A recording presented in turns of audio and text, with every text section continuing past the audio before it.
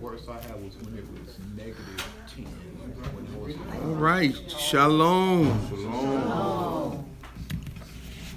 Shalom. Shalom. Shalom. Once again, here we are with a great opportunity to study the Holy Manuscript and to hear what the Ruach is saying to the assembly. Hallelujah. Hallelujah. And as always, it's good to be here at this study. Good to see all of y'all here in the room. Hallelujah. Hallelujah.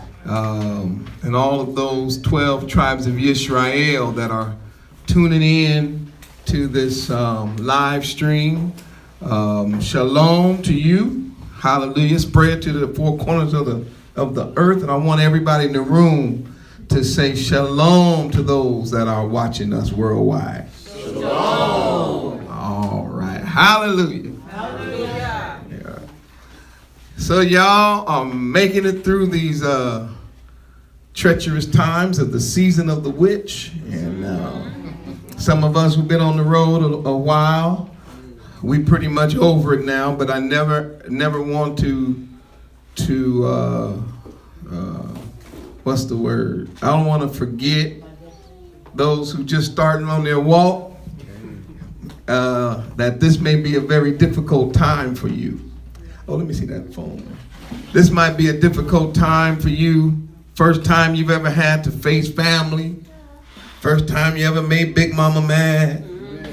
First time your cousins told you you was in a cult because you trying to walk according to the Holy Manuscript. Now, ain't that something? When you decide to do what's in here, right, all of a sudden something wrong with you. And I'll be putting up some videos to encourage Zion in the next few days. I'm going to start making a few more short videos to give y'all encouragement on a regular basis, because you made it through that satanic Halloween. You had to deal with everybody talking about you ain't gonna give them baby no candy. And you was like, boy, why was everybody in my business, you know? So you told them it was satanic, and you know, so they said we're gonna get them on Thanksgiving because that's a godly holiday. That's the one where you give thanks unto God. I'm sure he going or she's going to bow down to that one. And then when you say, no, we don't do Thanksgiving. And we don't do Thanksgiving. No, we don't celebrate festivals that are set up around lies, around genocide of our own people and our cousins. And we sure not getting ready to break the law, statutes, and commandments of the Most High Yah by putting to our lips that dirty swine in them pots of abomination in order to say thank you to some murderous intruders who slaughtered nations of people in order to establish what y'all now call the country of the United. No, we're not doing that. No. So you know so-and-so gonna be there, and you're like, I know, but tell them, you know. Well, you tell them for yourself. Y'all had to go through all that, but you made it. Hallelujah. Hallelujah. Made it through that one. You was like, whoo, that's 2 down. But y'all got one coming up. For those of you who just starting this walk, you got one coming up. They starting on you right now. Yep. They're not even gonna wait. Matter of fact, during their celebration of the devil, Halloween, they had already started putting up in stores, you know, wrapping paper, wrapping paper, getting ready for the quote unquote white magic. So you got through the black magic, now you got to deal with the white magic. And it's everywhere, Zion. I mean, you drive down the street, it's all in the malls, it's on every corner. And I feel sorry for you if you still watch television. Most of us who become Hebrew Israelite realize that TV is a waste of time. But if you are watching it, you know that you're being bombarded on a regular basis. And you being pushed in all kind of different directions. Your kids go to school, they was bringing home Halloween stuff. You would tell them, hey, no, we don't do that here. And then the teachers want to send down. But y'all getting ready to deal with another one. It's called Christmas. Based on a lie. The person they claim is Jesus Christ. Ain't no J in the Hebrew language. We don't have a Savior from the tribe of Japheth. Our Savior come from the tribe of Yehuda. Black like burnt brass, according to our holy manuscript. Because it's our Bible.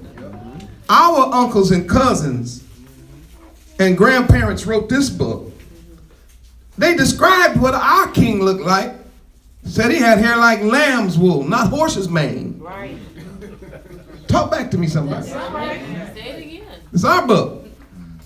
That's why we described him like that. Hair like lamb's wool, because we got woolly. Come on, talk about it. Hair.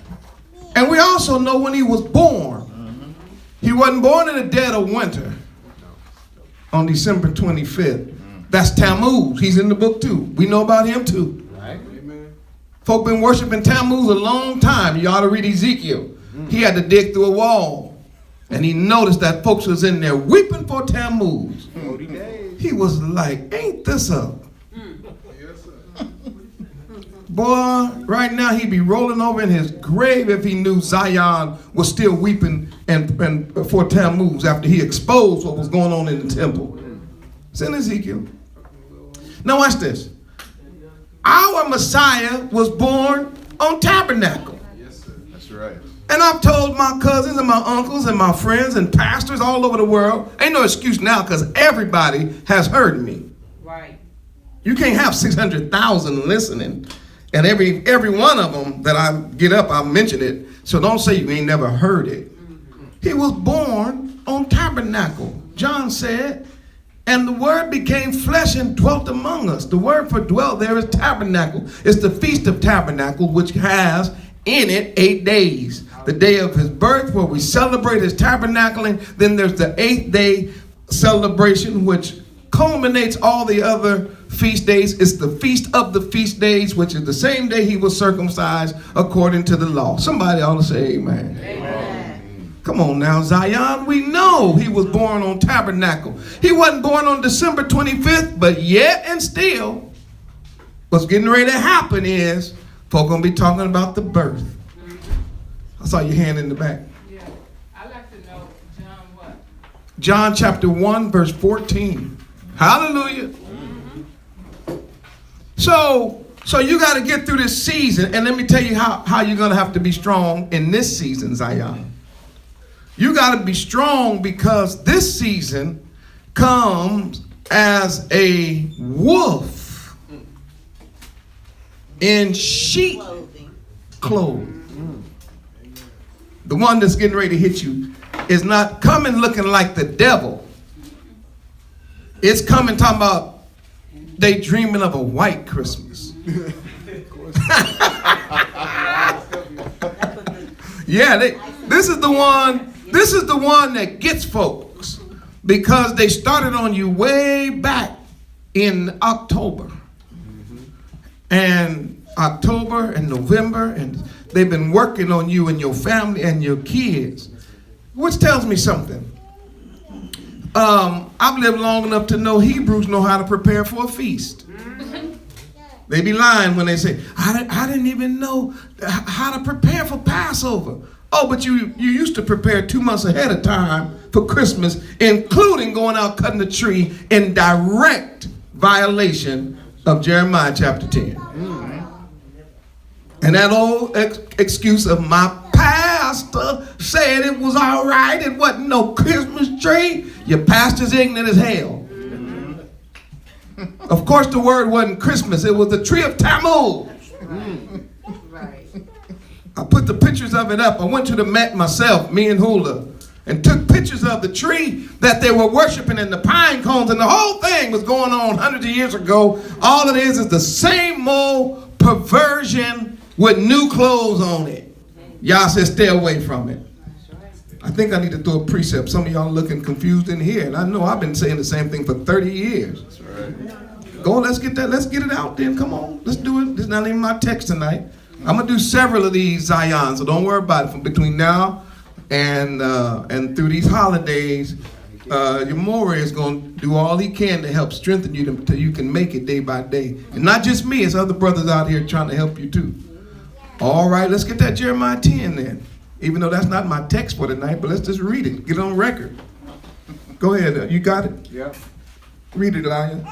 Hear ye the word which Yahuwah speaketh unto you, O house of Yisrael. Listen, Israel. We ain't talking about the whole. Right now, we're talking about Israel. Mm-hmm.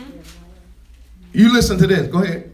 Thus saith Yahuwah, learn not the way of the heathen. Learn the way of the heathen. Learn not the way of the heathen. No, learn the way of the heathen. Learn not the way. No, learn how to go get the tree. Learn not. Learn how to decorate the house. Learn not. No, learn how to deck the halls with boughs of holly. Fa la la la la la la la la la. Learn not. He said, learn what? Not. The way of the who? Heathen. Then why are we still learning the ways of the heathen? Why are we teaching it to our children, Zion? Jeremiah said, don't learn it. And what do? Turn around and learn it. We know more about Christmas than we do any of the biblical feasts that the Most High Yah gave us in the Holy Manuscript. I know it's a damn shame.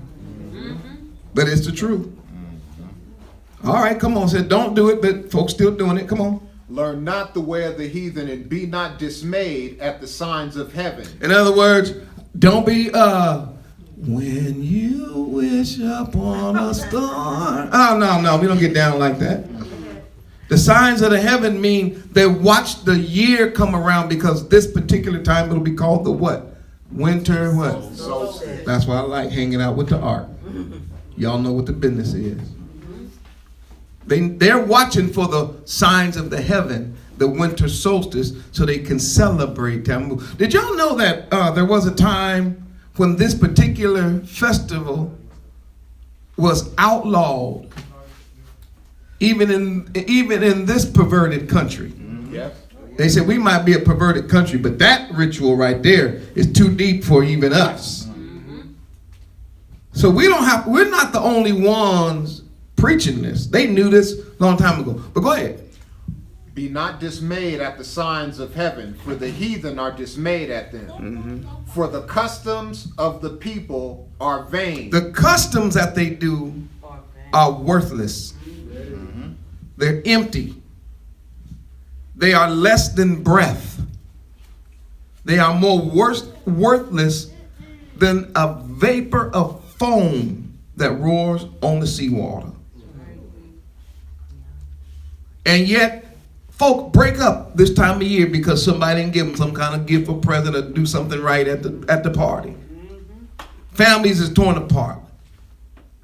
Folk can getting drunk, committing suicide, and all kind of other things going on over something that the book said don't mean nothing. Mm-hmm. And this is Bible study, and my little niece is here, and I don't want her to think she got a cussing uncle. So I'm going to keep it clean the whole night long. Hallelujah. Because this kind of stuff upsets me, Zion, that we've been duped like this. All right, come on. For the customs of the people are vain. For one cutteth a tree out of the forest. There it is. Now, this is what they do every year. Now, don't you see the heathen still doing this? Yes, sir. This ain't something that this was Jeremiah 600 years before the birth of the Hamashiach. They was already going out in the woods. The heathen was cutting trees down and bringing them in the house. Tradition. These heathens didn't start doing this after the Messiah and then name it Christmas. They was already doing it. Right. And Jeremiah said, you don't do it. Amen. Come on. For one cutteth a tree out of the forest, the work of the hands of the workmen with the axe. Yep, they go down, cut the tree. Come on, what they do with it? They deck it with silver and with gold. Silver and gold. Silver and gold. Y'all ain't never heard that song? Yeah. Why them two things? Right. Because the customs have never changed, Zion.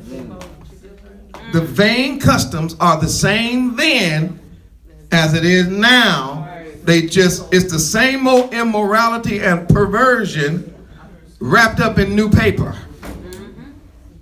It's a rewrap thing. Y'all know you done rewrapped something in your life. You got a gift you didn't like, you wrapped it up and gave it to somebody else. Same gift. Well, this is the same perversion, just wrapped in new paper. Come on.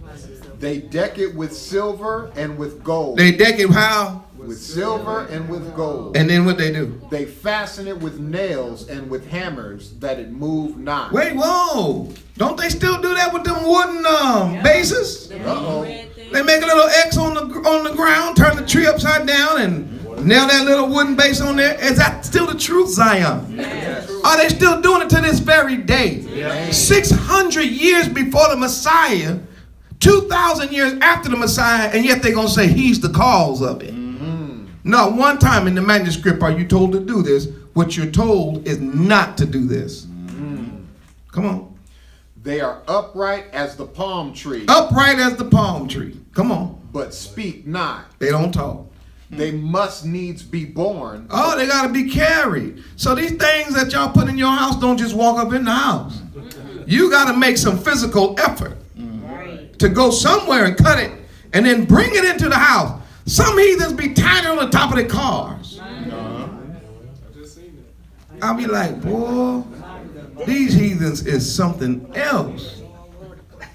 But they claim they don't know nothing about Pentecost or what we call Shavuot. They don't know nothing about Sukkot. They can't it's just too hard to understand the Feast of Trumpets. And yet we don't have one feast where we told to go cut down nothing out the forest and bring it in the house and all that kind of stuff. All we got to do is, most of our feasts is just gather together, open the manuscript, and strengthen one another with the word. Come on, am I right about that? Yeah, we got a little wine going, some music, some singing, some teaching. But these heathens will go out their way. Matter of fact, they will pray to white Jesus to give them enough money because they broke to get a tree, which represents a penis. The tree is a male penis. Period. Somebody feelings. So you're bringing a penis in the house every year, having your daughters and your sons bow down to it to get a gift. That's right. Then you wonder why they become all messed up. You had them bowing to penis when they were little kids. See, our eyes have opened, Zion. We're not falling for it no more. By the way, as I've always said, please don't believe me. That's it. When you hear me, Moreh, Yoshiyahu, Dauid of the Ark, listen to me with your computer and your smartphone and anything else you need to do research. You're going to have to do at least third grade level. Because sometimes on the surface it's not right there. But when you get to third grade level, you're going to say he's right. That is what that means. That's what that represents. Okay, so come on. And we're going to let it go. They must needs be born. They got to be carried. Come on. Because they cannot go. Oh, you got a God that can't move. That's funny. Go ahead. Be not afraid of them. Don't be afraid of them. What do you mean? That means don't be afraid to do it or not to do it. He said, don't be afraid of them because they're going to put pressure on you, Zion. And you're going to be like, boy, if I don't do this, then you're going to have all kind of fear. He said, what are you talking about? We don't do this kind of stuff. Those of you who do it, just know you've been warned that this kind of behavior will bring the wrath of Yah upon you and your family. Now, that's not my lesson, but that's enough. Thank you, man. We need to go no further. But you see that there's a worthless satanic festival that is still being practiced today, just like it was practiced 600 years before the Messiah. And it was practiced even before that. Jeremiah was saying, don't do it. But it was being practiced long before Jeremiah. It's satanic. And there's a pull to it because they've had time to perfect this one. They know when to start singing them songs, playing the music, running them commercials. They know when to start sending home little stuff with your babies at your job. I had one of Aki wrote me from Atlanta.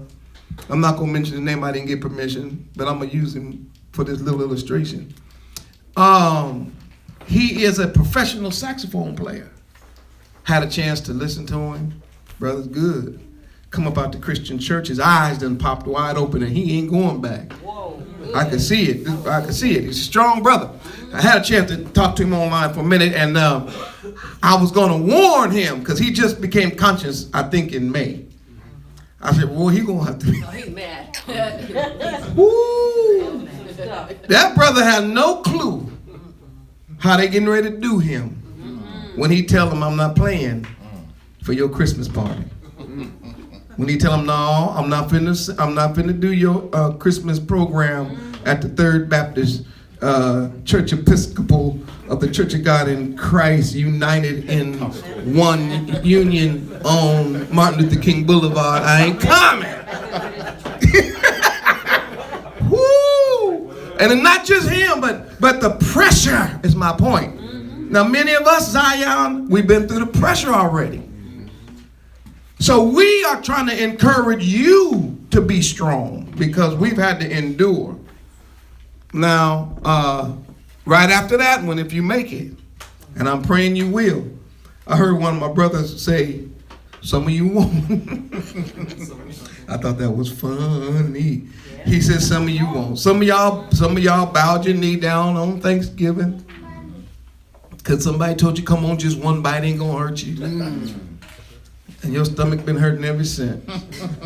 That's what you get. You're lucky you didn't die from that poison. And some of y'all bowed your knee down on Halloween, gave in to the pressure.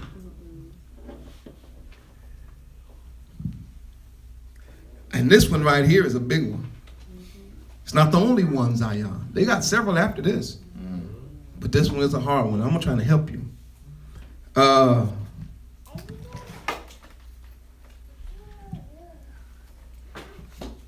It takes something. That's where I'm going with this.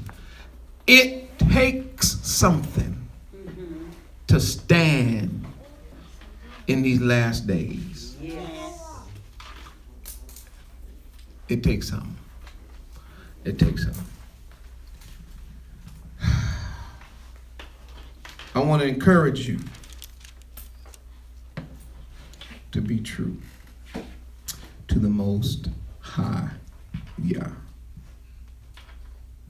What did I name this topic? Named it I almost fell for it. Woo! What's that? I almost fell for it. Psalm 73. Let's go to that book of Psalm 73.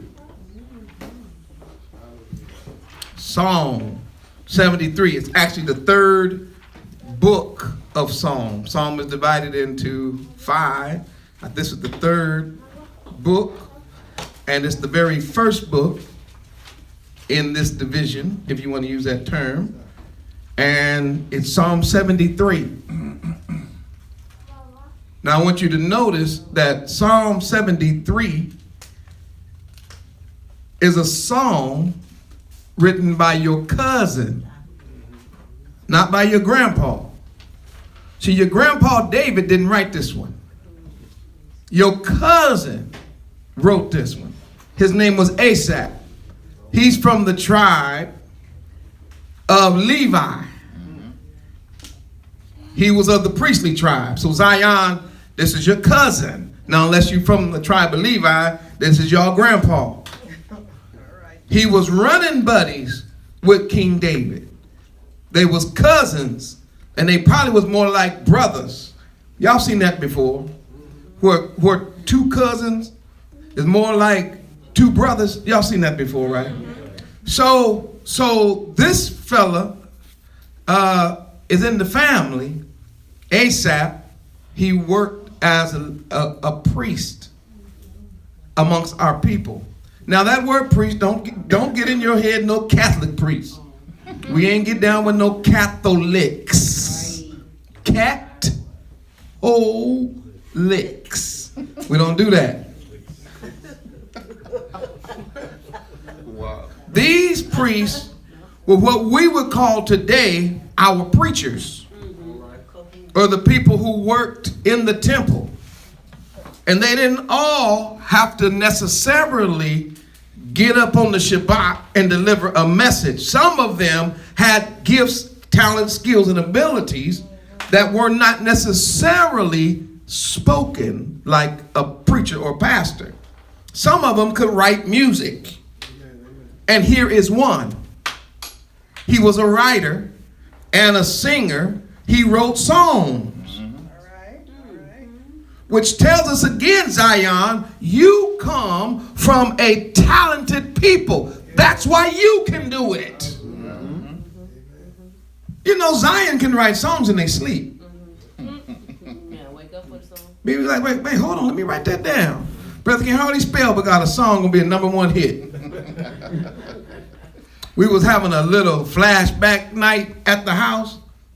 We were pulling up oldies, you know, and messed around and pulled up that song Peanut Butter. Y'all don't know that? Talking about when you feeling hungry, ain't got nothing to eat. To the kitchen, peanut butter can't be beat. Can I have some peanut butter? Of course you can. Can I have some peanut butter? I say, wait a minute, that became a hit?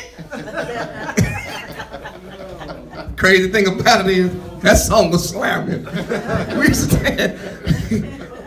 Zion get up and think about a peanut butter sandwich and write a song and go #1 on the chart. We got it honest, Zion. Not only David, not only Solomon, but several people in the text were not only teachers and preachers and leaders, but music and musicians was a very big part, and is still a very big part of who we are and how we can identify who we are. All right. Look how he starts off. And we're going to go kind of fast. What I'm going to try to do tonight, because Hulda's not here, remember, let's keep her and our family in prayer in this hour. Definitely needed. What I'm going to do is try to do a Hebrew word study and look at this psalm at the same time. Is that all right, Zion? Yeah. And my goal was to be able to put it online so you could have all the Hebrew words, but unfortunately we couldn't get the television to work. That's fine. I can always do a follow-up to this, especially if we don't get through the whole thing tonight. But I want y'all to follow along with me, because again, when you look at things from the original language, you will see nuances that will help you understand truly the intent of the writer versus the intent of the interpreter. Because I'm coming to realize the more we study from the original language that oftentimes the emphasis of the person interpreting the script was not the same emphasis of the person that was writing it. That's right. Now, I'm not saying throw away your Bible if it's in English, because that's stupid. What I am saying is we got to go, whatever possible, we need to look at the word from the viewpoint of the person who was writing it. In this case, it was Asaph. Look how he starts this off. The real name of this song is in the first line, to the comma. Can y'all read it for me? Just to the comma. What does it say? Right. Truly Al is good to who? Israel. Truly Yah or Al, which is Aleph Lamed. Aleph represents strong leader. Right? And so, oh, hold on. Hit the wrong button. Just a minute. Let me get back to my text. So, the Aleph with the ox being the strength, the power, the might, and then of course the lamed represents the shepherd or the leader. So al is strong leader. This is what he says: truly, or definitely, or yes, Yah is good. The word there for good is what? Y'all good. It's tov. And you spell it how? T-O-V. In Hebrew. See, that was slick. Tet bet. Tet bet. Does anybody remember what the tet is for? Oh, exactly. Basket, snakes around. All right. And what is the bet? And a bet is house in. Y'all open up your guide. This is not no it's not no examination tonight. We studying the Bible tonight. Get your letters out. Because it's to help you understand what the writer's saying, Zion. What Asaph is saying is that Elohim, or what's in here is just Al, because but I'm going to get to that right now, is Tov, and the idea is that which surrounds the house. That's the word for good, Tov. So when we talk about surrounding the house, or that surrounds the house, it is a picture of the Father who surrounds his house with the things necessary for the house. Like Hen, which is his grace. Like Ahava, which is his love. He surrounds the house with health and with prosperity. The Father is the one responsible for making sure that the house is, here's the word, Zion, functional. Amen. When the house is functioning in its grace and its beauty, in love and health and prosperity and all that, it's called Tov. It means that it is good. So this psalm begins with a declaration. Very powerful. You would think that he would end with this, but he actually begins with this. The declaration is, Yah's good. And he's good to who? Israel. Oh, I thought he's good to everybody. I think the psalm writer here is pointing into something. Is he prejudiced? I mean, is he stuck on himself? Does he think he's the only one that matters? Truly, Yah is good, he said to Israel. Let me say that again, because all over the world, y'all watching me from every landmass on the planet. Somebody ought to have said amen when we said Yah is good to Israel. That's how he starts it.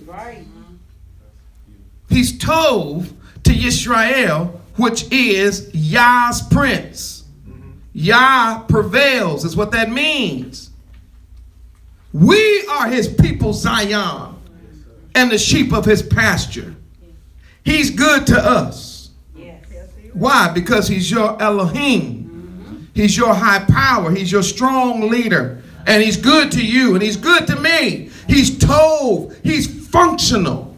When I grew up, the old folk, even though they didn't understand Hebrew, they had little sayings. And I wish we would put these sayings back in our vocabulary. They used to say things like, he does all things well. The idea is he does all things he does everything good, which means that he does everything functionally. For who? Israel. That's his focus. That's somebody said it in the room before I could. That's the apple. That's that tender part of his eye. Even to such are of a clean heart. Let's look at this word clean, Zion. It's the letters Bet, Resh, and it's Ber. And it comes from the idea of, really, to be honest with you, the word picture goes back to grain. Bet is obviously a picture of a tent, right? But it also represents the family that resides inside the tent. It's not just the structure, y'all know that, right? Bet could be the household or the people of the house. All right, and a resh is a picture of a man's head, right? And so therefore, when you put it together, you get the idea of a family of heads. And when you look at grain, you will see like the head of grain, right? Now, when you use the grain, what they would do with the leftovers is they would burn them and make soap. And it was that soap that was used to then clean the family members. So that, this is what my mama would say, they made sure they was clean inside. Come on, somebody. Did I say something? I said they made sure that they was clean how? Inside and outside. Grain will clean you inside. And then what's processed into soap cleans you outside. So Zion, this idea that Yah only cares about the inside and not you being clean on the outside is unbiblical. Amen. Mm-hmm. There's too many verses in the Bible talking about wash me. Wash yourself. See, if I can get clean on the inside, then I will get the outside clean. Therefore, we cannot be doing dirty things on the outside, claiming we doing clean things on the inside. Because all the outside does is manifest. Y'all got to talk back to me, so I won't be here all night. All the outside is doing is manifesting what is on the inside Zion. So the psalm writer says, Yah is good to Yisrael, especially or even to those such as are of a clean, and then here's another word. What's that word? Clean what? Heart. Heart. The word in Hebrew is what? Look at Paul. Man, look at y'all trying to learn some Hebrew. I'm impressed. Lev. Now listen to this. And I'm not going to keep too much longer. Watch this. Lev, the picture graph of it is a lamed. And that's obviously a shepherd's staff, which always represents authority. Right? Or the leading of authority. And of course, the bet is a picture of a what? We said it. Now, have you noticed so far how many words is house and leader? Leader and house and house. And have you noticed that so far? So now you're starting to pick up a theme. And there's going to be a theme that runs through this whole song. We might not make it all the way through it tonight. But at least you can see that this writer is going somewhere with what he's saying. Now, the word heart, the lamed and bet. The bet is a tent representing what's on the inside. So therefore, when you put these two words together, you get what's called the authority within, or the authority inside. So when the Bible talks about your heart, he's really talking about the consciousness of man. He's talking about that thing that our ancestors believed was where the real you was. Yes, sir. Can I say it like this? They thought of you as the you that's deep inside your chest. The one that actually rules you from the inside. We use the term today, your thoughts or your thinking. We would say your consciousness. This is what he's saying.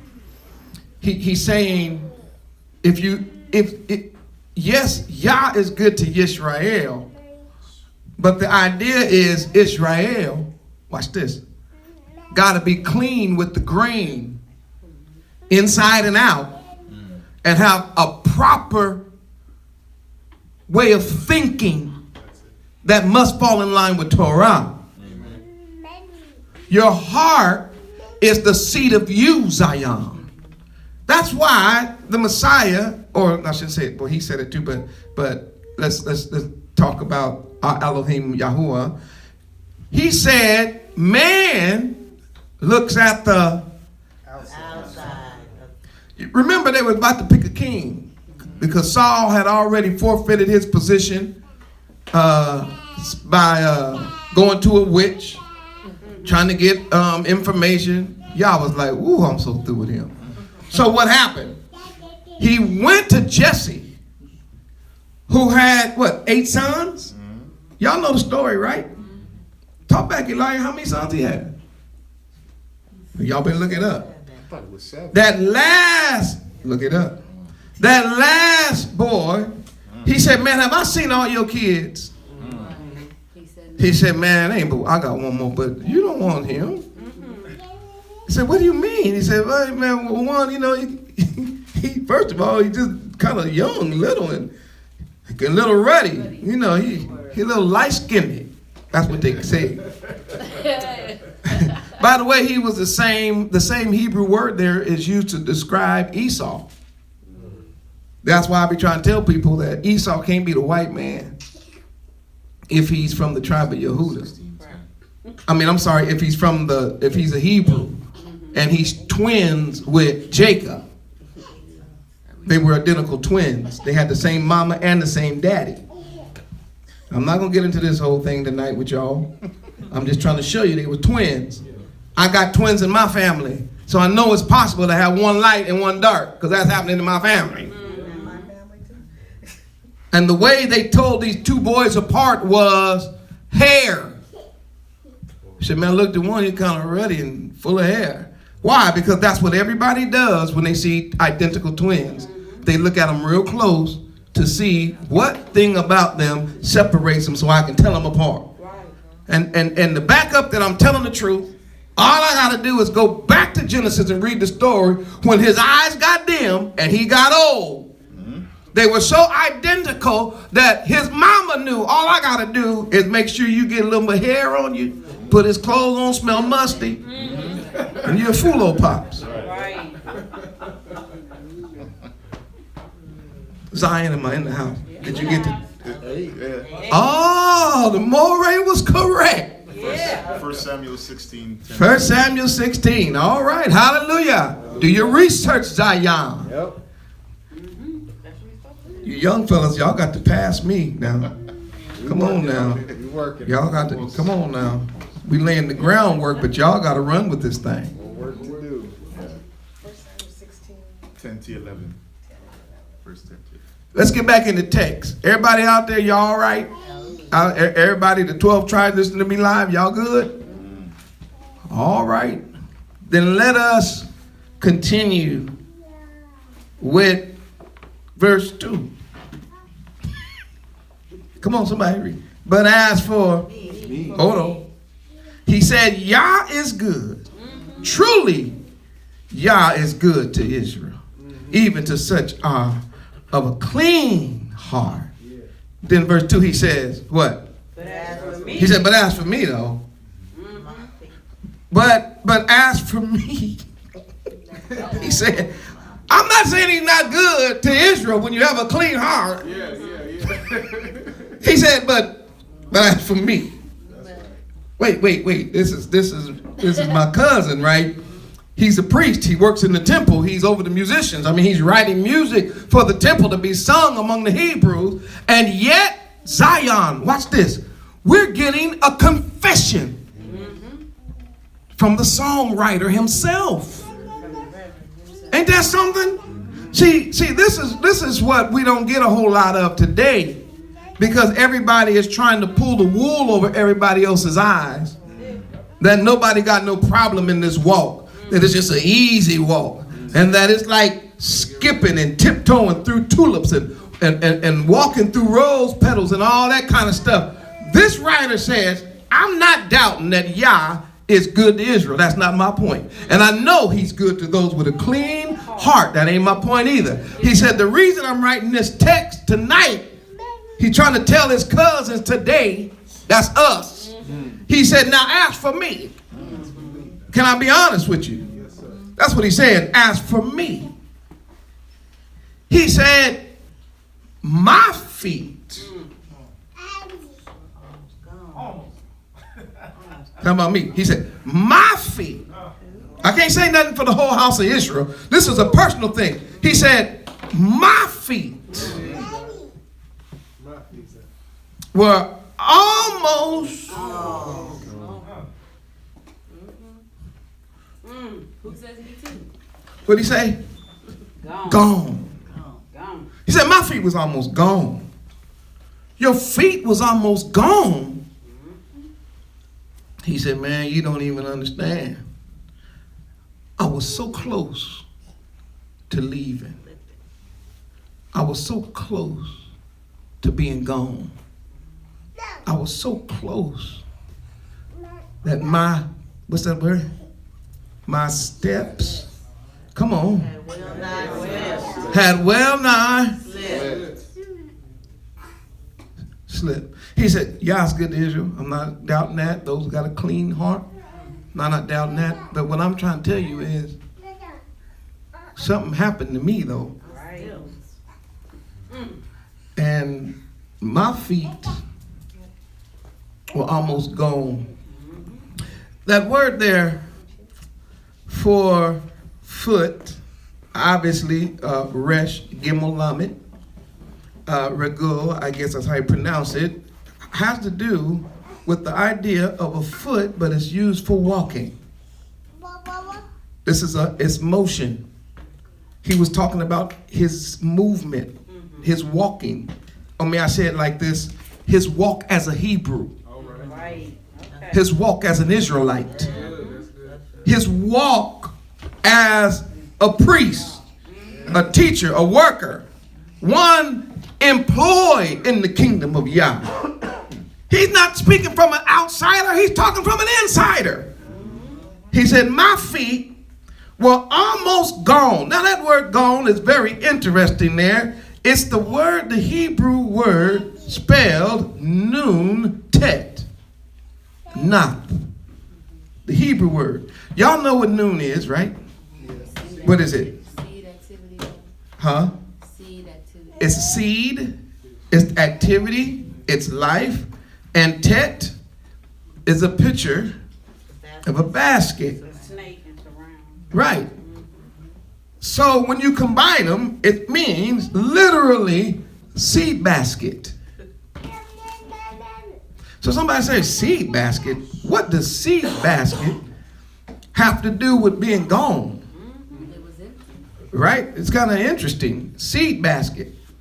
The idea of a seed basket is very interesting. The Hebrews, our ancestors, oftentimes they would grow certain kinds of squash. Right?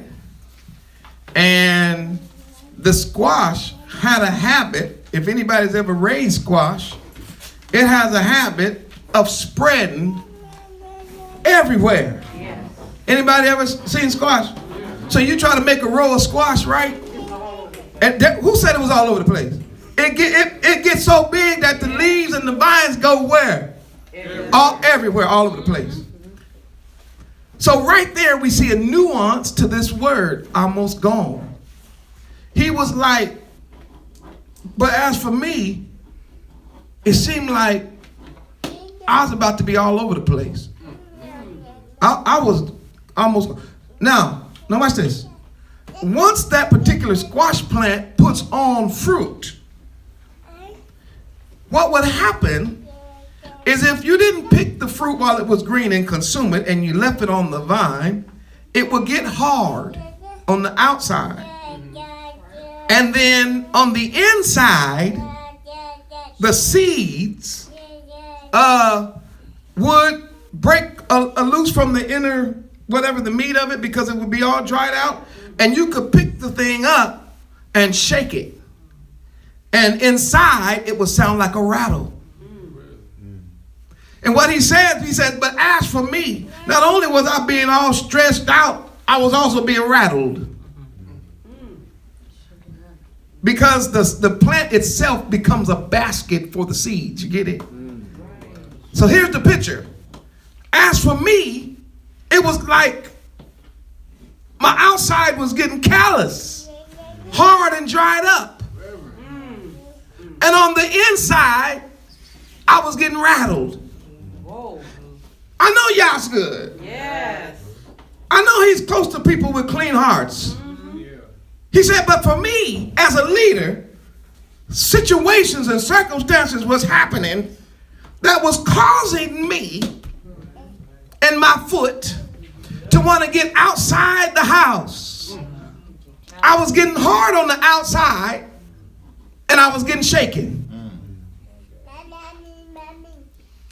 We still use that term today. When somebody gets startled, we say, man, I was a little rattled. What happened? I don't know, man. Something caught me off guard. I was just a little shook up. Have you ever heard that term? Yeah. We can use that synonymous with the idea of, man, I was almost gone. Almost.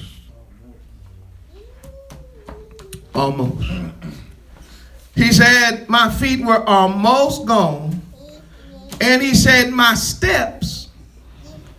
And this is another interesting word, sure, in the Hebrew, shin, resh. Sure, shin, resh. As I said before, I was going to put this on the board, but we didn't get it working, so y'all just got to write these down. Shin, resh. Shin is a pictograph of teeth. Y'all know that. And the idea here is not necessarily cutting as much as that is the pressure that you need to cut. It's the pressure of chewing. The pressure, the only part we're going to pull out of here. And the head representing the top or the beginning of something. And so the idea of this particular word combined means press the beginning. So eventually this word became the word that represented the starting of a cord.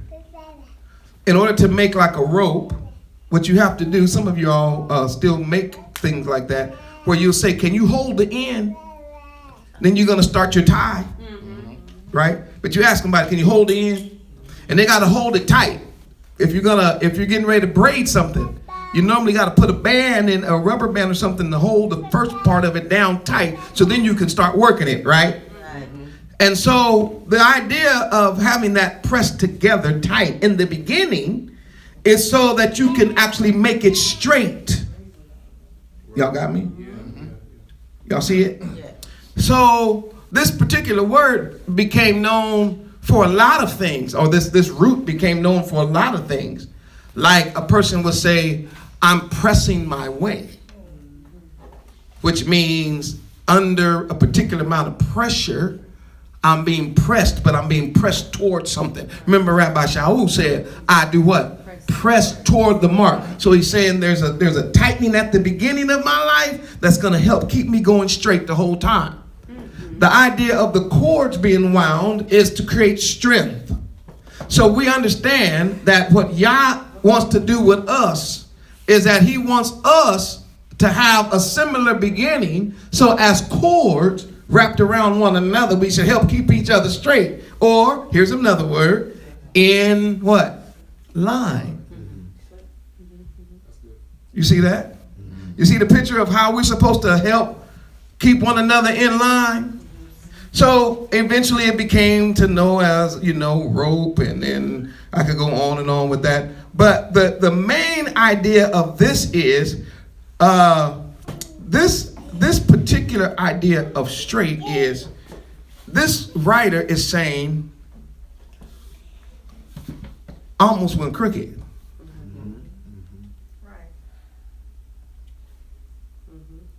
So, hey, come on, man. You're a priest. I know it. In the house of Israel. Yeah. Gifted and talented. Yeah. But I'm confessing something. What? Man, I was almost gone. And as far as my steps, I almost slipped. You say you almost slipped. You said, I almost slipped. Not you, you're the priest. He said, you don't understand. Let me give you this word for slip. No, let's go. Let me give you the word for well nigh. Well nigh. You see that in your English? There's a Hebrew word behind that word well nigh. It's the word an. Aleph Nun. And it represents, the Aleph represents the ox, as we know. Once again, the Nun represents the seed, right? And the idea is this. The male searches out the female and approaches her for reproduction. So that's the picture. You can take an ox who then, not an ox because that's castrated. Take a bull who seeks out a cow for reproduction purposes. You take a man who seeks a woman for reproductive purposes. I can do whatever, it doesn't matter, but the idea, the motion is the same. The determination is the same. The urge is the same. Do you get the picture? This is what he's saying. That idea of well nigh means just as a bull seeks after a cow to mate with that cow and have a baby, just like a man seeks after a woman to do the same, he was saying, I was personally being driven like that.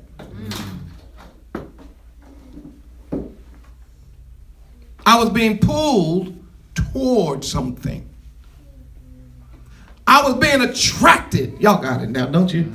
Something was attracting me like a bull will attract to a cow. That thing that makes that man attract to that woman. And like, I don't know what I got to go. I got to go. I got to talk to her. I got to get that number. I got to do something. And then all of a sudden you be wondering, man, what's going on? That attraction is so strong to get together that the only thing stopping you most of the time is time or opportunity. Because if you get the time and the opportunity, you're going to make that thing happen. This is what your cousin was trying to tell you. He said, I know Yah's good to Israel. That's not my point. I know he's faithful. I know he's tov. I know he's functional. I know that when you have a clean heart, he's near to you and all that. He's like, but for me personally, working in the temple, working with Yah's people, being gifted and talented, I started getting wayward in my thinking, hard on my outer shell, rattled on the inside, and I start being pulled.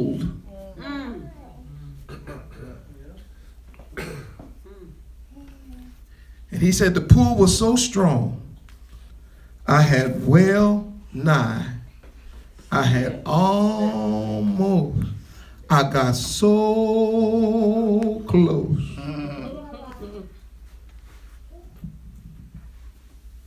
I almost slept.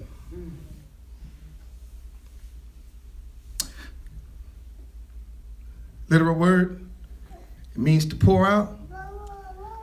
And it really has to do with a penis.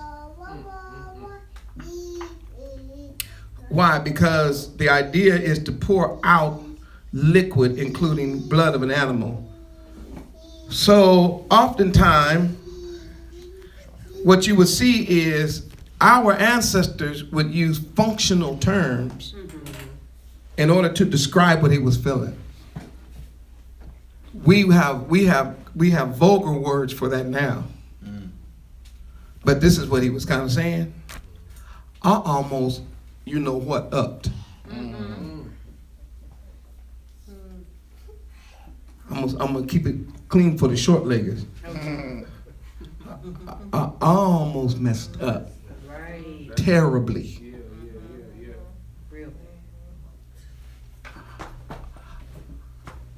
And I won't tell you why I was so messed up. What's the name of this lesson? I almost fell for it. He said I was watching something and it almost got me. I almost fell for it. Almost fell for the okie doke. Man, what had our cousin going like this? I mean, what had him messed up? Like, what had him in such a struggle that he gonna leave the bet? Get out of the path. Shell hard, rattled on the inside. Talking about, man, I was pursuing this thing like a cow, like a bull in heat. I was going for it, and almost completely, and I'm gonna use this term, messed up. Say what? I need to know what it was that had my cousin so messed up that he wrote this down in the Bible. Verse 3. There's that word. Well, I told y'all to look for these words always, Zion, when you study, because he's going to give these words are the reasons why. So let's see the reason. Verse 3. What does he say? For I was envious. For I was what? Envious. Quana. It literally means zealous. You get a kuf, which is a picture of the sun on the horizon. I should be asking y'all that. What's a kuf? Sun on the horizon. All right. And of course, then you have again the what? The noon. So you have the seed. So look how many words that he's using in this one poem, in this one song that have to do with the seed. So here it is again. This word, when you combine the horizon, which is the gathering of light together, because that's what they called it. When the sun was shining bright, it was a spreading out of light. But as the sun began to go down on the horizon, they saw it as the gathering of light. All right, so then when you put in there, obviously, the idea of a seed, then you get gathering for the seeds. And this is what he was really saying. He's saying, let me finish this. The parent birds go about gathering materials to build a nest where they can raise their seeds or their eggs or their young. So the idea is, he said, I started envying, or watch this, wanting to have what other people had. I started wishing I had other folks' stuff. Y'all, come on, roll with me. I know it's getting late. Let me see if I can get through a couple more verses. He said, I was envious at the foolish. You Hebrew readers in here, what's the word for foolish there? Allah. Halal. Good job. All right. The picture graph is a man with his hands outstretched or raised, and of course the lamed is a shepherd's staff, representing the idea of toward or in a direction. So when you combine them, it means a looking toward something, and the idea is looking toward that which is in the distance or light. In a positive way, it would be looking towards the light of Yah. But in a negative way, it is looking literally toward the man who has elevated himself. Now watch this. It's deep. The idea is, he said, I was looking at the stars. We have a word today that represents people who seem to have it all. We call them stars. Yeah. And everybody looks at the stars and then envy them. They see the stars and go, man, look at that star's house. Look at that star's car. Look at that star's boat. Look at that star's plane. Look at that star's. We literally use the English word star, which comes from this Hebrew idea of looking up in awe at someone. The word there for foolish literally is the word for star in the negative. He said, I started envying the people who looked as though they were on top. The ones whose name was always in lights. Come on, y'all got it. He said, I'm working in the temple and I'm writing songs for the Most High and psalms and musical lyrics, and I'm walking next to Dauid and Solomon and them, and I'm in the royal family. But when I look around at what we got to deal with, and then I look outside at what the heathen is dealing with, man, his wealth and prosperity is dwarfing mine. And they start looking at the stars. Literal meaning. A person who has elevated himself to some kind of high place. Whenever you elevate yourself, Zion, the Bible does not call you wise. You are referred to as foolish. But many of us think that stars are wise. But the Bible trying to tell you that, well, I don't have time to finish this tonight. I see the time is getting late. But the Bible trying to show you something. He said, I looked. And when I kept my eyes on them, it made me get callous toward my own house. It made me want to go out of the way of my own upbringing. I started wondering how I could use my gifts and my talent in another way. He was like, y'all, I almost slipped. That's what I'm trying to tell you. I was almost gone. Man, when they start talking about, spending $25,000 in one meal and having money left over, and I didn't make $25,000 all year last year. And I was faithful. I was writing lessons and teaching music in the temple. Man, I was almost gone. And some of you Hebrews, you're struggling right now, going through it. Yep. And your eyes keep looking over. So I told you I'll cut that damn television off. Yep. It's killing you. It's making you always wonder why not you. They keep flashing that ugly prince that's gonna marry that beautiful black woman in your face. What's that ugly prince's name? Harry. See? Harry. And I know his brother is mad. His brother had to marry that ugly woman because he thought he had to stay within the family. Shoot, Harry was like,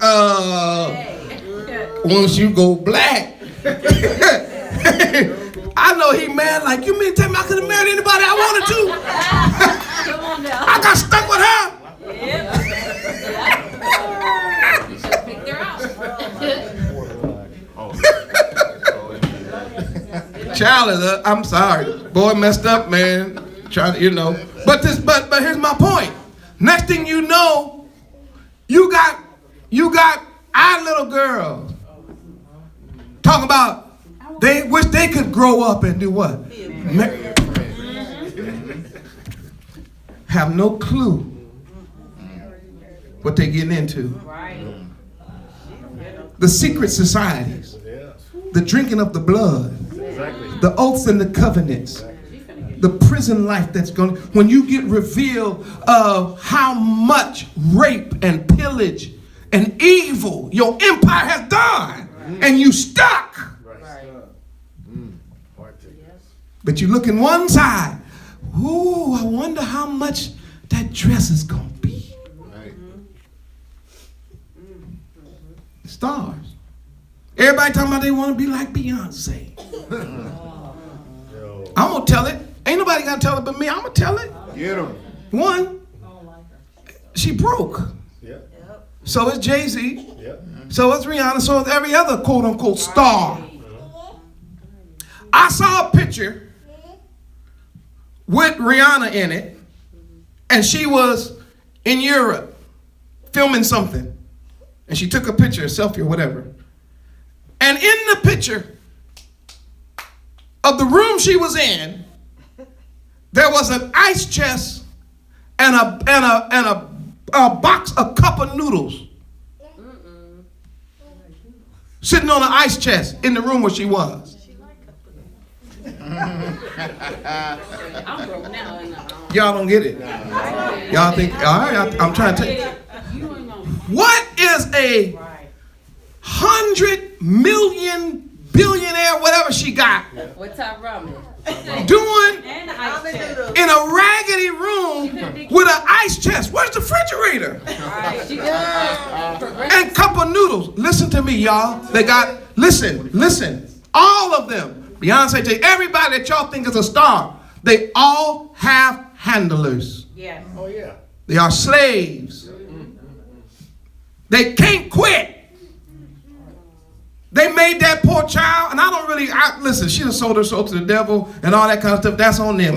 That's not my argument tonight. But my thing is this, as a human, let's not even deal with who she worships and how she worships and all that, because whatever you think is on you, I don't care. But as a human, what human woman in her last trimester of pregnancy wants to go to rehearsal and start dancing and gyrating, jumping up and down, and get half naked up on a chair and let somebody lean her backwards? No, who did that? No, I've been around way too many pregnant women. No. Beyonce. She was pregnant with twins. Yes. They put her up on some kind of weird thing. You know why? Because every mama, when they get to that point, they just want to chill and get ready for the baby. But when they called her on the phone and said, listen, you gotta go. How come she didn't say, listen, I'm worth 300 million, I'm good, I'm out? What made her get up there? Because she know tomorrow they'll pull the plug on her so fast, have her on the corner smoking crack, selling herself for $20. Y'all think I'm playing? These people are trapped. They got handlers. What you see is facade, Zion. What you see is what they want to show you. Them houses that they be going in, they don't own them houses. Right. Them big old cruise ships and all that, they rent those things to make the video. All them gold chains, man, they borrow that from the gold company. And at the end of the year, they charge them for it. But we get caught up in that. Now let me try to help Zion. I know it's time to go. Let me help y'all out. This year, the devil has ramped up his attack upon you. Some of y'all new to the walk. You coming in at a rough time. You're going to have to do like one of them baby wildebeests. They got to be born, stand up, take a deep breath, and take off the first day. Some of them got to run on day one. You got to keep it, you already know. They got to keep it, because the animals that want to eat them are already on the prowl. Zion, this time of year, you got to watch your eyes. Because they start running these commercials and everybody's talking about this at work. And next thing you know, you might mess around and slip. Your feet will be gone. And you find yourself selling out for no reason because you're looking at somebody across town. I've lived long enough to know everything that glitter Ain't gold. ain't gold. I done been through enough to know that the grass is not always. I wish y'all would come on and talk back to me. No, that's just me. I learned something. He said, I got to confess it. He said, I have to confess, my feet have slipped when I started envying the foolish people who have been elevated to the place of stardom. He said, because I saw, I don't have time to deal with that word right now, but the idea is to look out the eye to perceive and for the idea of knowledge. He meant I studied it. He said, I started really studying the prosperity of the wicked. Considering his options. Yeah, so he was like looking deeper, like, okay. I work for Yah, and I'm getting from these Hebrews, they bringing in some blind doves, because you know they had the priests had to live off the tithe of the people, right? Right. They said, man, they bringing molded wheat up in here. He said, man, last time they came in here, man, I saw the little lambs, man, didn't have no shoulder blade, and another one, man, had a big old sore on his, and after they brought their offerings into the temple, man, we sit around here looking like, who gonna cut this up? Man, it was, and then I look out at the people who don't seem to have a care in the world, and they're prospering. And we're trying to do the work and we struggling. He said, I almost slipped. I almost went out because I was envious of how prosperous the wicked really were. And I'll be honest with y'all. I wanted to finish this. I may pick it up. Maybe I might do a video tomorrow, go live stream, because I'm taxing y'all patience tonight. But watch this. Watch this. Watch this. In this text, literally, he says, the prosperity of the wicked baffled me, so I started studying them, and I realized something ain't right here. So let me give you off the top of my head a few things, and I'll come back and I'll finish this up later. But let's just, at least for the listening, we won't get all into all the deep Hebrew. We're gonna pretty much try to make it through the psalm, but I'll pull out a couple more words. But let's just look through it, and then I'll catch it up tomorrow. But watch this. Watch this. He said, I saw the prosperity of the wicked. That word wicked honestly means those out of the way. Right. So remember, the way of the righteous has already been designed by Yah. Right. This is his problem. He was like, I'm already in the way of righteousness. I'm in the house to bet, and Yah is my father. But when I look outside, I'm seeing the wicked are doing better than us, doing better than me. He's like, and so I was envious because of their prosperity. And the very first thing he said was, I noticed that they have no bands in their death. Now, that word bands there is the word pang, P-A-N-G, in English, but this is a difficult word for me in Hebrew to pronounce, but I can tell you what the Hebrew letters are. It's Het, Resh, Ayin, Bet. And the idea of that is, what he's really saying is, the first thing I noticed, is that me? No. Oh, that's this one. Oh, that's your phone. No, it's your phone. Oh, yeah. Okay. That's funny. Hold on.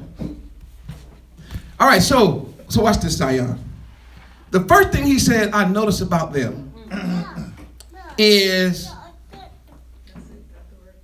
it seems like they don't go through the troubles and the pain when it comes to death that they should go through because of how wicked they lived. Because the prevailing thought among our people was, if you live righteous, you'll have a restful or a peaceful death, what they call a peaceful departure. But if you live wicked, you'll have a rough departure. But this songwriter was saying, but as I studied it deeper, I noticed that a lot of these wicked, unrighteous people, they died pretty calm. He said, and that threw me off. Because I was at least expecting to see some type of weird agony at their death, But it looked like they died and surrounded by their family and friends and on their 500-acre estate. They lived long enough to give everybody, $1 million to you and $500,000 to you and 500, you know what I'm saying? He said, man, I noticed, and then they would just curl up in the bed and take their last breath. He was like, oh, this is something ain't right here. Where is the visions of the hellfire and brimstone? Why ain't they hollering and scratching and talking about they want to live? He said, that was the first thing that got me. He said, because I saw with my own eyes Hebrews suffer at death. So I'm watching Hebrew Israelites suffer. They struggle in life and then suffer at death. And I'm watching the righteous just go to sleep quietly. He like, they threw me off, y'all. I almost was gone. Unrighteous. Yeah, the unrighteous. What'd I say? Righteous. Yeah, the unrighteous. He said, I was almost gone. Almost gone. He said, and then, and I'm just going to keep going, verse 4, but their strength is, watch this, what? Firm. He said, I was at least expecting that Yah would punish them at death by taking away all of their possessions and all of their strength and their mind and everything. Like everybody that's not following Yah would just go crazy at death. He was like, but I noticed that these millionaires were dying with millions of dollars. So that's tripping me out too. How you leaving behind more money than you had when you was alive and you was wicked? And the only thing my daddy left us was alone.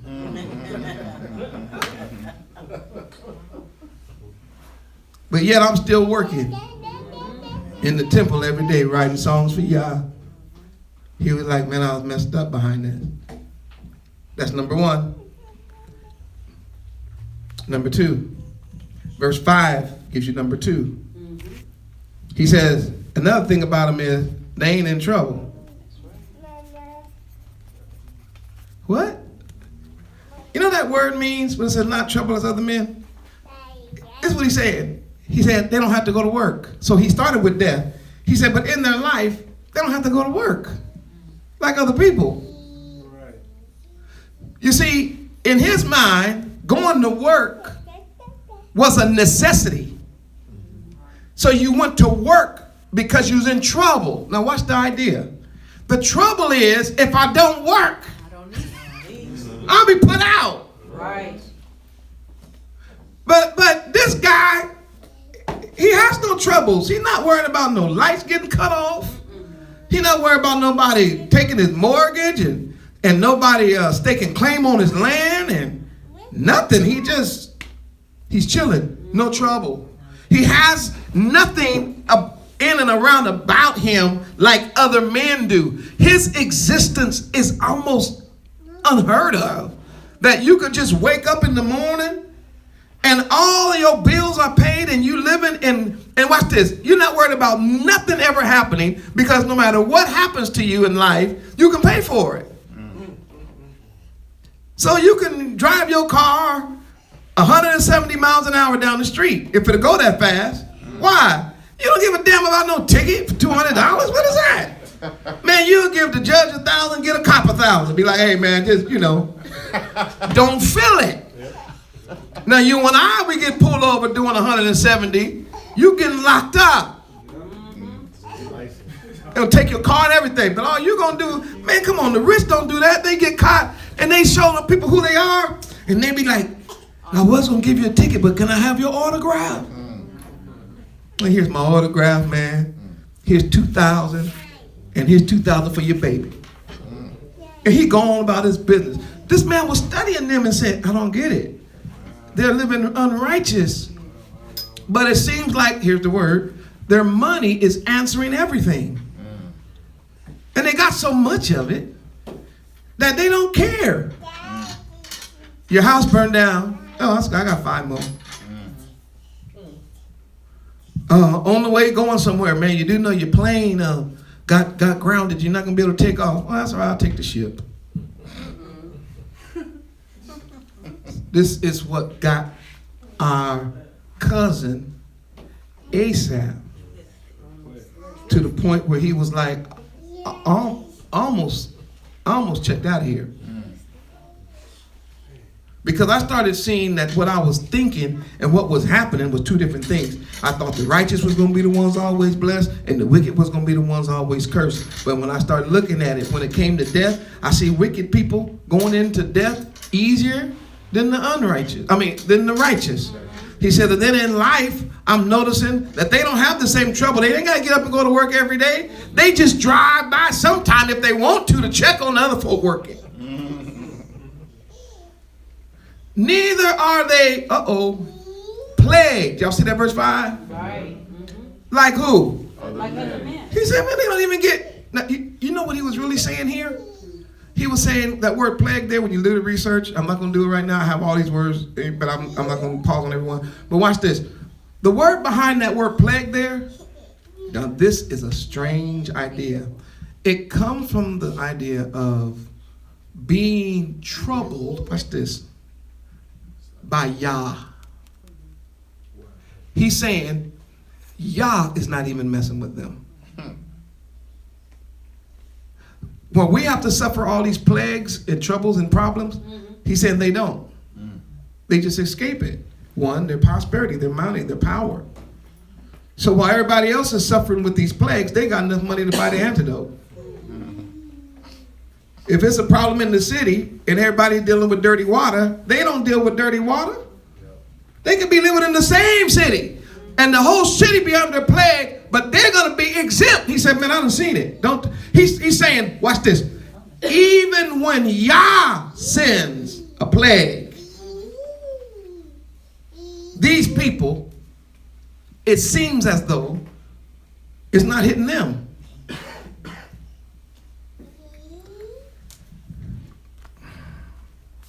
Therefore, they're what? Pride. So he says, imagine the arrogancy of a person like that. One, no pangs of death. Two, they ain't never got to worry about working. Three, they ain't never had to suffer no plagues or whatever.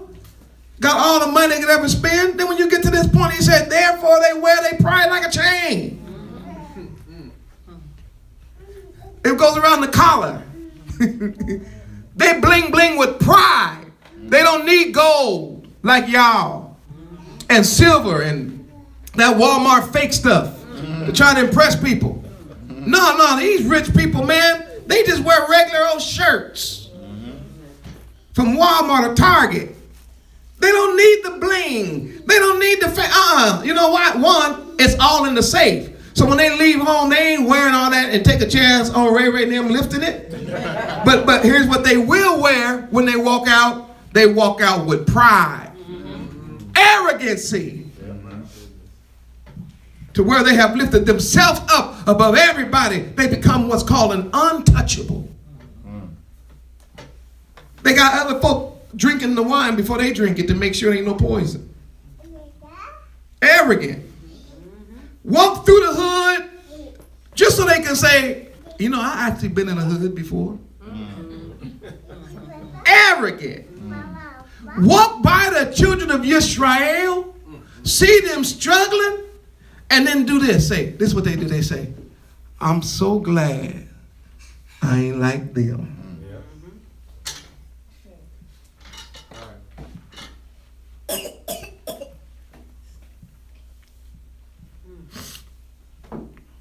They asked this one white man, he said, he had money, you know. Would you rather be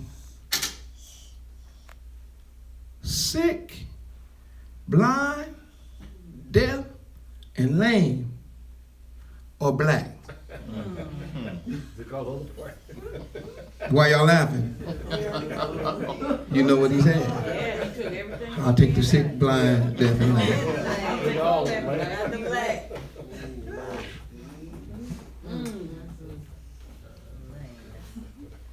This is what our cousin was dealing with. He's trying to say, how are we going through it like this? And he is getting more and more emboldened day by day in his pride. We can go faster. Violence. That word violence literally means to put hands on somebody, to shake them up, to beat them. Covered them as a garment. You know, when somebody messes with the powerful, you do need to get them bumped off, right? They got folks to handle that kind of business. Man, take care of him. When I say take care of him, I don't mean put him in no nice bed and bring him orange juice and aspirin every other hour. Let me go faster. Ooh, that word garment is interesting too. It has to do with your bottom, with your buttocks. And it has to do with being at ease, like sitting on it. Like they're not just arrogant and they don't just, but they sit in pride. That's why all of them have to have thrones. I don't have time to deal with that. Look at this. Their eyes stand out with what? Fatness. They have more, come on, than heart could wish. That means the average person can't even wish more than these people actually have. It's even deeper than that. They set, watch this. They are corrupt. Boy, all these Hebrew words are powerful. They speak wickedly. That means some of them got nerve to talk, make jokes about our Elohim, as well as the people of Israel. They just poke fun at them and crack jokes, and by golly, that was a good one. And said, man, and they talk all lofty. They set their mouth against the heaven. What? And their tongue walketh through the earth. Therefore his people return hither, and waters of a full cup are wrung out to them. It's just it seems like everything is going well. And they say, how does God know? This is the word they're saying. They say, I know more than God. What they're really saying is, God don't see me. Because if he did, he'd do something. And the fact that I'm doing well means he don't care. And knowledge is, behold, these are the ungodly who do what? They prosper in the world. You got to be ruthless. You got to do your thing. You got to be arrogant. You got to be pride. And they prosper. And he said, look, I'm looking at this and I'm struggling and I'm having issues. I'm going to be honest with you. I was really thinking about joining them. He said, now, in verse 13, verily I have done what? He said, man, I cleaned my heart in vain and washed my hands in innocency. He was like, what was the point of me living right? Cleaning my heart and washing my hands to become like an innocent child. It's like a suckling child. He was like, before the Most High, I went through it like, okay, I'm going to do everything, to follow the most. And yet they're still prospering. Now watch this. He said, now this is something. He said, for all the day long I have been plagued. Wait, remember I told you what the first plague meant? He was saying, they never get whooped by Yah. He said, every day I get whooped. I'm clean and walking in the temple and serving him, but every day I got to go to work. Get up early in the morning, all day long. He's whooping me and chastising me and laying down the heavy plagues on me every morning. Do you see it? And chastens what? Every morning. Every day. Every day. Yah's whooping me. Yah's straightening me out, making me go through it, causing me to suffer. And I'm looking at the wicked, and he just happy-go-lucky as he could be. And I'm struggling. He said every morning. In verse 15, he said, if I say I will speak thus, behold, I should offend against the generation of thy children. He was like, and the crazy thing about it is, according to Torah, I can't even talk about it.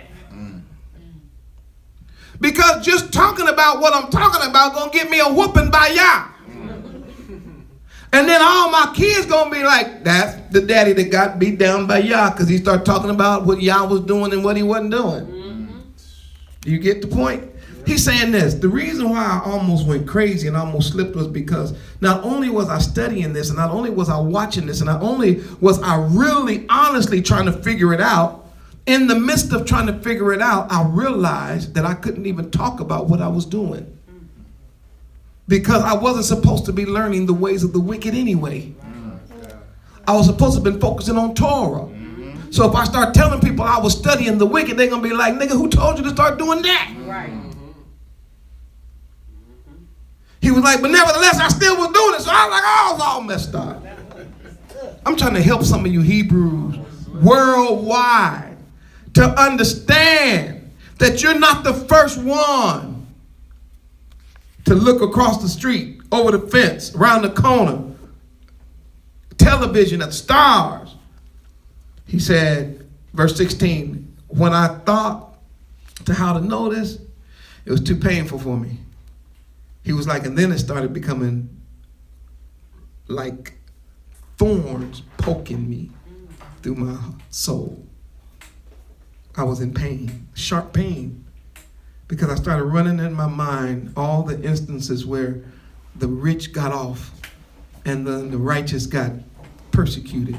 The rich doing well and the people of Yah are struggling. Now, I know Yah's good to Israel. That's not my point. Can you hear him talking? Yeah. But the reality is he seems to be working more on their side than ours. I'm trying to figure out how they on top and we on the bottom. You get it? So you can see the struggle now, can't you? He said, when I thought to know this, it was too painful. He said I had to stop thinking about that. Because every time I would think about it, I just would get sick. How are we struggling and folk living off of our labor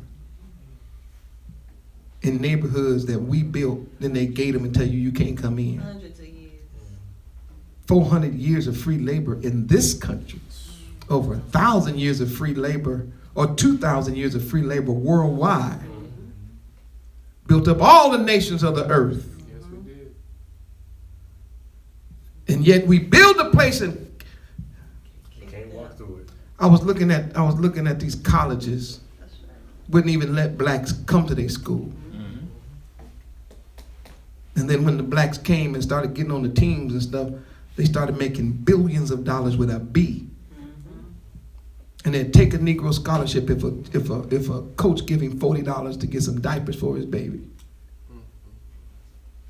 But they got billions of dollars. But he can't say nothing. I can't say nothing because I gotta lose my scholarship.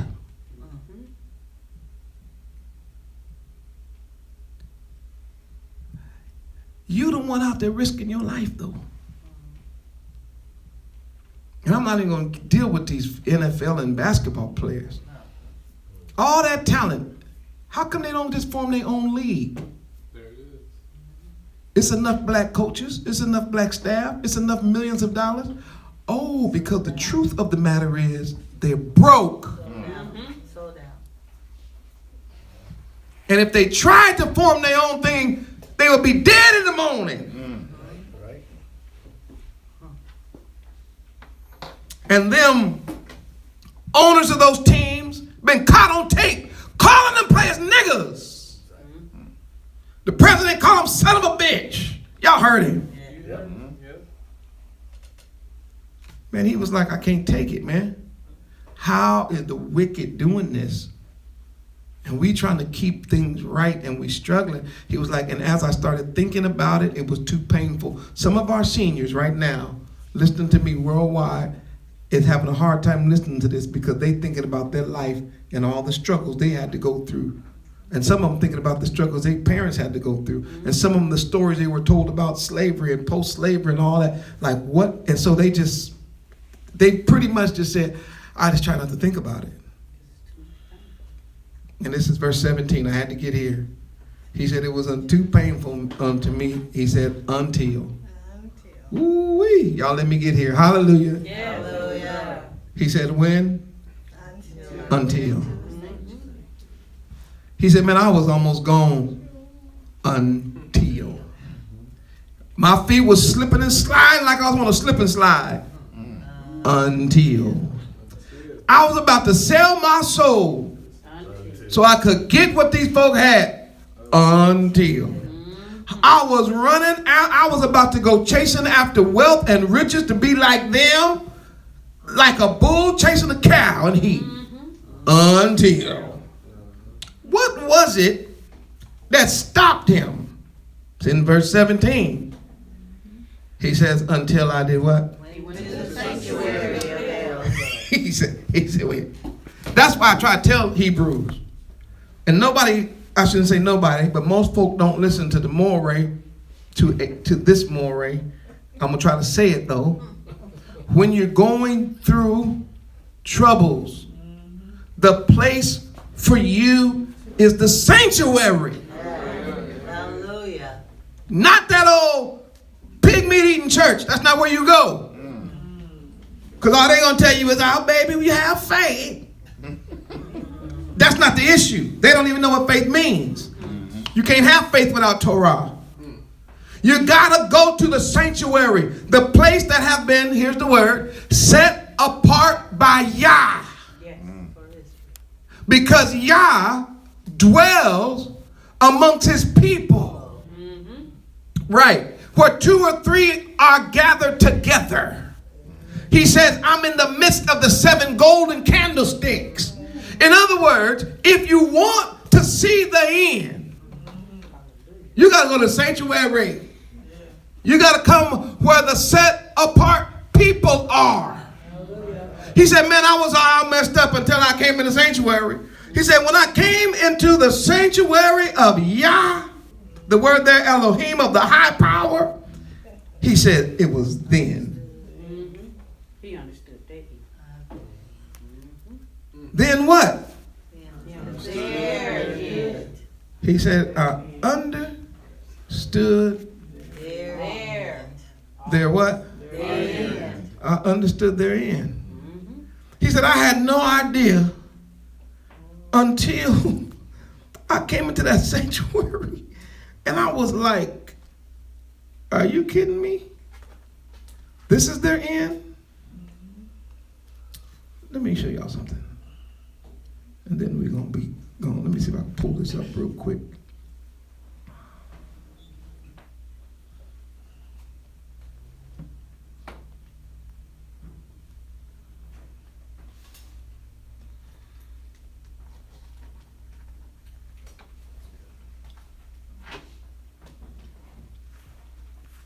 Now, those of you who are at home, I'm going to try to show this to you. Those of you in the room, I want you to type this in your phone right now so you can see this. Type in this word. The all-time best mousetrap. All right? Because this is what he said he saw. He said, I saw their end. Now, I had a whole bunch of verses that I was going to run down on this dealing with the end. I was going to run them from Genesis to the Revelation. When I got to the New Testament, obviously with the Baruch HaDashah, I was going to deal with when they stood before the Messiah. And he says, the persecutor, they come to him and he says, then, he uses the word then will I separate them. And I was going to show you another passage in the Revelation where it talks about then, because it's very important to see there's a difference between now and then. He said, I saw their end. In other words, it was revealed to him the end game. This is what he said he saw, verse 18. Come on. Surely you did set them in slippery places. Surely did thou set them in what? Slippery places. Thou did what? Cast them down into destruction. He said, you set them in slippery places and cast them down into destruction. Now, I'm going to play this, and I want y'all to see it, because it reminded me of this when I was putting this lesson together. Y'all got it on your phone? Yeah. It says the all-time best mousetrap I have ever tested. It should look like this. Y'all got that? All right. Now I'm gonna push play, and then I'm gonna let y'all listen to it. About 5 minutes long. How do you make it?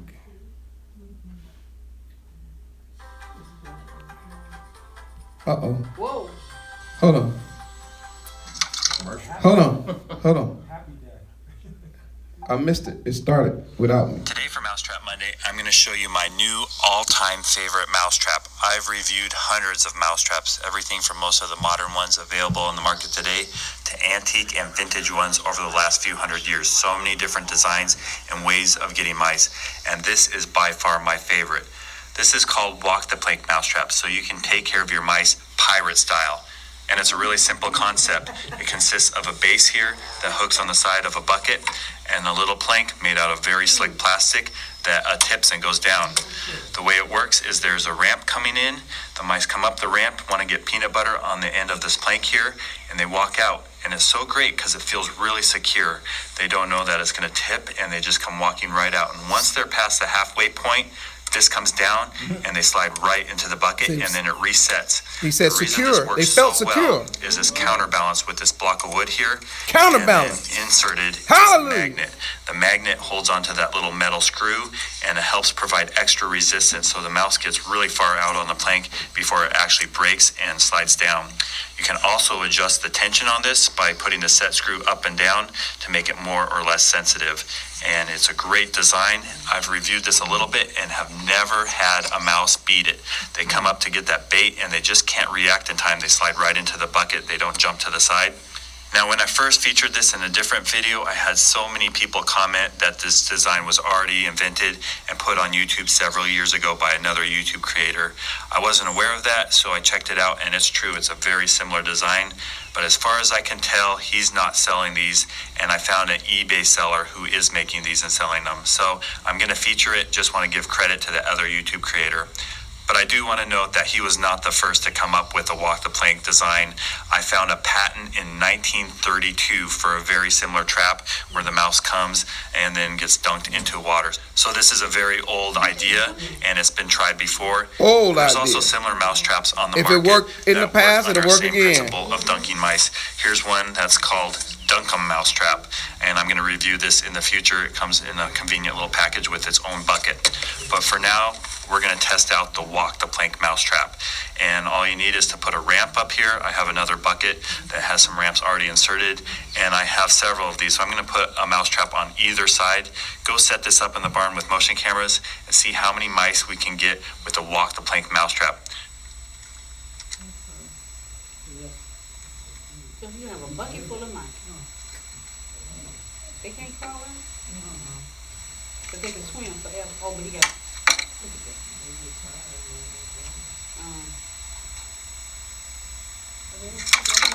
Yep, there you go. Slippery places. This is the first night I tested out the Walk the Plank Mousetrap, and this is completely unexpected. We got one slippery mouse places. under there and one rat. I didn't think we'd catch rats with this trap, but clearly it came in, wanted that peanut butter, and once it put its weight on this little slick pad here, slid right in, and we got him. So awesome, a great design. There was a larger rat that didn't go on this, but the smaller rat for sure will get caught with this Walk the Plank rat trap and mouse trap. I'm going to move these platforms. I noticed that they'd come up on the ramp. Look at him, look at him now perfecting it. And feel it break, and we still caught them, but I think the design will be much better. He said, man, let me if I put design the it ramps another way. directly in line with this instead of offset. So I'm going to change this out and test it out for the rest of the week, see if we can get a lot more mice and any more rats with the Walk the Plank Mousetrap. Simply amazing design. It works great. Those mice don't have a chance. All right, here they come. Oh, there you go. To the death. Too slippery. To the death. You too. This one say, no, I'm gonna get it. I'm gonna get it. Everybody been hey, don't go up there. Gone. It resets so fast This Walk the Plank design is that all the mice If you look in the water here, it is completely full of mice. Full of mice. Come up the ramp to get that peanut butter, and they step on this little plank. It's made out of very slick material, and once it breaks free, it's too late. That Once mouse it breaks is free, already in it's the water. what? They don't have a chance to react. Too late. I reviewed the motion camera footage, and not a single mouse was able to jump off it. They Not all got one dunked, and they mouse, ended up in the water. he said, So was if you want able one of the most effective mouse to traps jump that you off can of it. get, Thank you, Mr. Heathen. That's all I needed. mouse traps, definitely a great I appreciate your research. It works on You helped me mice. with my Bible study. Wow. Poor old brother. I needed to show you all that I could just see people telling folk, don't go up there. Don't go on that ramp. And then, no, it's peanut butter up there. Right. Say, yeah, but for some strange reason, ain't nobody coming back. But look at the fun they all having. It ain't what you think. So what I wanted you to see is what our cousin was able to see that you and I have not been able to see yet. We got to open our eyes. Is that Yah have placed these people on slippery places. Yah is the one that set the trap up. In order to have them not fall into a bucket of water, but they're going to fall right into the bottomless pit, the lake of fire. And guess what? Not one of them going to escape. Because the trap resets so fast. It's lined with silver and gold and cars and boats and yachts, and everybody's like, oh my goodness. And then you're looking at the people struggling, trying to make it. You're like, I don't want to live like that. And you got a problem. But if you get in the sanctuary, you'll see, oh, Yah put them on a trap. It's a slippery place. It's over for them. They don't even know because it feels so secure right now. But they only got a couple of more steps. And it's to the lake of fire for them. Y'all been so kind. We're going to go home now. What verse was that? 18. Huh? 17. Until I went into the sanctuary of Yah and understood therein, surely thou didst set them in slippery places and cast them down into destruction. They are brought into desolation as in a moment. Did you see that? Just like them rats fell in that water. Like right now, boom. They are utterly consumed with terrors. As a dream when one waketh, so, oh Yah, when thou waketh, thou shalt despise their image. He literally means when you get back here, you're going to be a terror to them. They're going to think they all that till they see you. Thus my heart was grieved and I was pricked in my reins. He said, man, when I saw that, I felt bad for even thinking the way I was thinking. He said, then I started feeling, uh-oh, maybe he going to get mad at me for thinking what I was thinking. See, we have to apologize because our righteous judge and king knows what he's doing. Just stay in the bet. Stay in your lane. Keep the sure foot in the Torah. He said, so foolish was I and ignorant. Remember he said it right here. Verse 22, he said, so foolish was I and ignorant. I was as a beast before thee. He was like, man, I was like a barbarian kind of fellow with no heart. I didn't have no understanding. I'm just saying complaining, having a pity party, talking about I almost slipped and didn't realize I almost slipped into hell.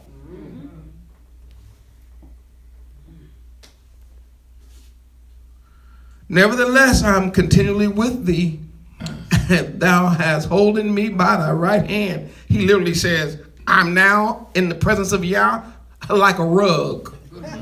When you read the Hebrew, he says, I'm laying right at his feet. If I can just wash the bottom of his feet, I'm good. Thou shalt guide me with thy counsel, and afterward receive me to glory. Whom have I in heaven but thee? And there is none upon the earth that I desire beside thee. His whole thing has changed now, huh? As soon as he saw the end, and he saw that, wait a minute, this ain't no trick. He was like, y'all, first of all, I apologize for being so stupid. Shouldn't have been talking like that. You showed me their end and showed me what could have been my end. Oh no, I'm in with you for life. My flesh and my heart faileth, but Yah is the strength of my heart and the portion forever. For lo, they that are far from thee shall what? It's in the Bible. Thou hast what? Destroyed how many? All them that go a-whoring from thee. Ain't nobody surviving outside of Torah. He gets them all. Didn't that man say not one mouse got off that slippery trap? And if a man can do that with a mouse, you don't think Yah can do that with men? This is what he said in verse 28. But it is good for me. Now, up in verse 2, he said, but as for me, right? My feet were almost gone. But when he get to the verse 28, he said, but it's good for me to do what? Yeah, he started off talking about man, but as for me, I almost slipped. He got to the end of that, he said, but as for me, what I decided to do to sum it all up is to draw near to the Elohim. I have put my, come on. Trust in Adonai Yahuwah. Declare all his words. He said, and now I'm a preacher. He's not going to tell his word. That's an interesting phrase. I'll just leave you with this. It simply means this. Everything about Yah, his walk, his talk, his ways, his precepts, his principles, his commandments, everything he's ever did, he said, everything about Yah, now I'm going to declare it to everybody. Even though in the beginning I had some issues with it. He said, but once I saw that he was in control and he was running this thing, I'm like, oh, I'm good with whatever he does. As long as he just keeps me close to him. May I say this, Zion, as I close? Man, some of us almost tripped completely out. Feet slipping and sliding like a slip and slide. And the reason is because you're not in the temple, Zion. You're not in the sanctuary. You got to come to the sanctuary and let Yah reveal to you the end of the wicked and the promise to the righteous. Hallelujah. Hallelujah. Hallelujah. Hallelujah. I don't know about y'all, but I'm staying with. That's what I like about my king, you know. Herod was on the throne in man's world. Remember? Our Messiah was sleeping outside.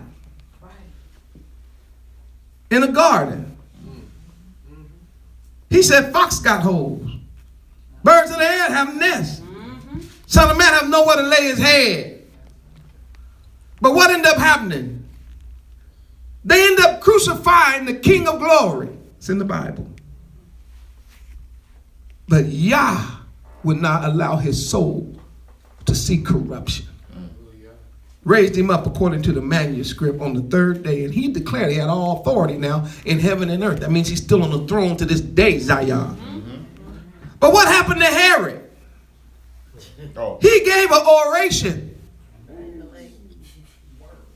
And while he was yet speaking, the people said he speak with a voice of a God. And he took the praise. He was a star. And the worms, the little worms, ate him alive. Let them talk about you, Zion. Let them do their thing. You keep Torah. You stay in the family, in the bet of Yah. And I promise, no, not me. He promised. Yes. That your end is going to be better than theirs. Hallelujah. Hallelujah. Shalom. Shalom.